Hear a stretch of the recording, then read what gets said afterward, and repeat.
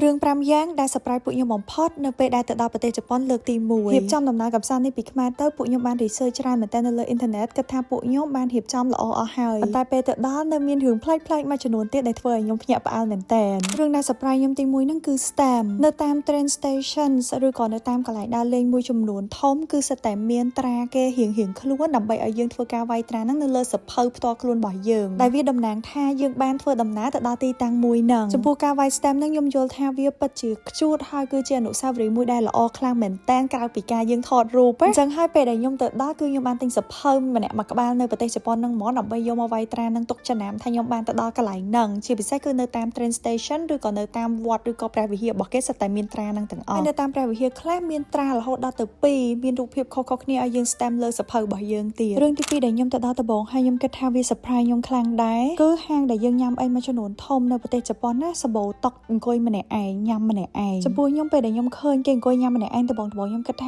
ាវា lonely មែនតែនហ្មងកំសត់ដោយសារតែភាគច្រើននៅខ្មែរយើងពេលដែលយើងទៅញ៉ាំអីគឺយើងទៅយ៉ាងហោចណាស់ក៏2នាក់ឬក៏ជាពិសេសកន្លែងញ៉ាំសាច់អាំងហ្មងត្រូវតែមានគ្នាប៉ុន្តែខ្ញុំចាប់អារម្មណ៍ថានៅជប៉ុនសូម្បីតែកន្លែងញ៉ាំសាច់អាំងក៏មានកន្លែងអង្គុយម្នាក់ឯងដែរខ្ញុំឃើញគេអង្គុយញ៉ាំម្នាក់ឯងហើយតែអាណិតគេថាហេតុអីបាន lonely មែនប៉ុន្តែនៅពេលដែលខ្ញុំទៅ research វិញតាមពិតទៅនេះគឺជា culture មួយនៅប្រទេសជប៉ុនដែលវាជារឿងធម្មតាសម្រាប់ពួកគេអញ្ចឹងណាវាទៅជា comfortable វិញញ៉ាំឆ្អែតម្នាក់ឯងគិតលុយដើរចេញខ្ញុំគិតថាមួយយ៉ាងរបស់គេដែលតាព្រោះពេលខ្លះក៏ខ្ញុំត្រូវការពេលអង្គុយញ៉ាំម្នាក់ឯងខ្លះដែរសម្រាប់ចំណុចទី3នេះគឺជារឿងសំខាន់ណាស់អ្នកនរគ្នាត្រូវយកចិត្តទុកដាក់មុនទៅជប៉ុនរបស់ប្រើប្រាស់ដូចជាម៉ាស៊ីនផ្លុំម៉ាស៊ីនអ៊ុតជាមួយម៉ាស៊ីនគៀបសក់របស់ខ្ញុំដែលយកទៅពីស្រុកខ្មែរទាំងអស់ប្រើអត់បានទេតែនៅពេលដែលខ្ញុំទៅខ្ចីម៉ាស៊ីនផ្លុំសក់បរតែយកមកដុតទៅប្រើបានវិញកន្លែងហ្នឹងនៅពេលដែលខ្ញុំបានទៅ research ទៅគឺដោយសារតែរបស់ដែលយើងយកទៅភាគច្រើនហ្នឹងផលិតពីប្រទេសចិនគឺវាចន្លោះ220ទៅ240វ៉ុលអញ្ចឹងវាលើសចំណុះដែលគេឲ្យប្រើនៅជប៉ុនណាព្រោះដោយសារតែនៅប្រទេសជប៉ុនគឺគេឲ្យប្រើត្រឹមតែកម្រិត100វ៉ុលទេអ្នកទាំងអស់គ្នាអញ្ចឹងហើយបើខ្ញុំទៅខ្ចីម៉ាស៊ីនផ្លុំសក់បរតែបានប្រើបានអញ្ចឹងខ្ញុំគិតថាចំណុចមួយនេះគ្រប់គ្នាគួរតែដឹងមុនទៅប្រទេសជប៉ុនហើយតើអស់គ្នាអាចណូតទុកបានណាចូលមកដល់រឿងទី4ហត់តែភ្ញាក់ផ្អើលទៀតហើយខ្ញុំទៅញ៉ាំមីដងកន្លែងហ្នឹង2ដងប៉ុន្តែខ្ញុំអត់ចាប់អារម្មណ៍ទឹកដែលគេដាក់ឲ្យខ្ញុំញ៉ាំហ្នឹងទេប៉ុន្តែបើមានអ្នកដឹងចាំជួយ comment ប្រាប់ខ្ញុំផងថាហេតុអីបានទឹកហ្នឹងអញ្ចឹងខ្ញុំផឹកទឹកច្រើនកែវមែនតើទើបខ្ញុំ notice ថានៅក្នុងទឹកហ្នឹងគឺមានដុំធ្យូងមួយពណ៌ខ្មៅហើយដែលទៅ research ទៅក៏គេនិយាយដែរថាដុំធ្យូងហ្នឹងគឺគេដាក់ដើម្បីចម្រោះទឹកប៉ុន្តែខ្ញុំពិតជាឆ្ងល់ថាដាក់ទៅវាកំតិចនៅក្នុងហ្នឹងហេតុអីបានទឹកហ្នឹងវាស្អាតឬក៏នៅជប៉ុនអាហ្នឹងជារឿងធម្មតាឬក៏បែបណាចូលបងប្អូនដែលគាត់អាសាទៅជប៉ុនឬក៏អ្នកដែលគាត់រស់នៅប្រទេសជប៉ុនជួយ comment ប្រាប់ផងថានេះជាដុំធ្យូងដែលយើងយកមកបង្កាត់ភ្លើងធ្វើម្ហូបឬក៏ដុំធ្យូងសម្រាប់ដាក់ក្នុងទឹកញ៉ាំហ្មងព្រោះខ្ញុំពិតជាឆ្ងល់មែនតើហ្មងតែខ្ញុំដឹងថាទឹកហ្នឹងគឺ clean ស្អាតអាចញ៉ាំបានធម្មតាទេប៉ុន្តែវាមានដុំធ្យូងនៅក្នុងហ្នឹងអញ្ចឹងចំណុចចុងក្រោយដែល surprise ខ្ញុំមួយទៀតហ្នឹងគឺការប្រើប្រាស់ម៉ាសស្លឹករបស់ប្រជាជនជប៉ុនម៉ាសស្លឹកភាគច្រើនដែលខ្ញុំឃើញអត់មានជាម៉ាកញ្ចប់ឬក៏ម៉ាប្រអប់ពេលអ្នកនរនេះគឺមកជាថង់មកបាច់ធំហ្មងបើថាម៉ាសហ្នឹង brand របស់ជប៉ុនខ្ញុំអត់ថាទេជប៉ុនគេអញ្ចឹងហើយប៉ុន្តែសំបីតែ brand របស់កូរ៉េមួយចំនួនធំនៅពេលដែលគេដាក់លក់នៅប្រទេសជប៉ុនណាគេត្រូវធ្វើវាជាកញ្ចប់ធំហើយក្នុងមួយកញ្ចប់ហ្នឹងមានច្រើនស្លឹកដែរហើយខ្ញុំដឹងថាគេធ្វើបែបហ្នឹងគឺដើម្បីតម្រូវទៅកាន់ទីផ្សាររបស់ប្រទេសជប៉ុនអញ្ចឹងខ្ញុំលែងឆ្ងល់ហើយថាហេតុអីបានជាជនជាតិជប៉ុនស្បែកគេស្អាតខ្លាំងម៉េចព្រោះពួកគេពិតជាប៉កែថែរក្សាស្បែកមែនសំបីតែម៉ាស់ស្លឹកក៏បិទសាហាវដែរដូចម៉ាស់អង្គដែលខ្ញុំកំពុងតែមើលនេះចឹងគឺជាប្រភេទម៉ាស់អង្គមួយប្រភេទដែល viral ខ្លាំងណាស់ពីប្រទេសជប៉ុនមកល្បីខ្លាំងថងថាបិទពីមុខស្ងួតស្អាតឲ្យមកជាមុខដែលមើលទៅពោពេញដោយជាតិទឹកភ្លឺថ្លាបំភ្លឺស្បែកមុខហើយអត់សូវឃើញហ៊ុនញើសធំដូចមុនតែទាំងអស់គ្នាកុំច្រឡំឃើញមុខខ្ញុំភ្លឺថ្លាពោពេញដោយជាតិទឹកនេះមិនមែនបិទម៉ាស់ជប៉ុននឹងទេគឺខ្ញុំបិទអាមួយនេះទេនេះគឺជាម៉ាស់អង្គដូចគ្នាប៉ុន្តែមិនមែនផលិតនៅប្រទេសជប៉ុនទេគឺផលិតនៅក្នុងប្រទេសកូរ៉េហើយវាជា brand របស់ខ្ញុំខ្លួនឯងផ្ទាល់ដែលមានឈ្មោះថា Sorai Brightening Radiant Mask អ្នកទាំងអស់គ្នាដឹងហើយថាស្តង់ដារនៃការផលិតផលនៅប្រទេសកូរ៉េក៏អត់ចាញ់ជប៉ុនដែរប៉ុន្តែចំពោះអ្នកដែលគាត់អត់ទាន់បានស្គាល់ទេខ្ញុំក៏ចង់ណែនាំឲ្យគាត់ដឹងថានៅក្នុង Pura Brand ក៏យើងមានម៉ាស់ស្លឹក Sorai មកប្រភេទនេះដែលផ្សំចេញពីអង្គ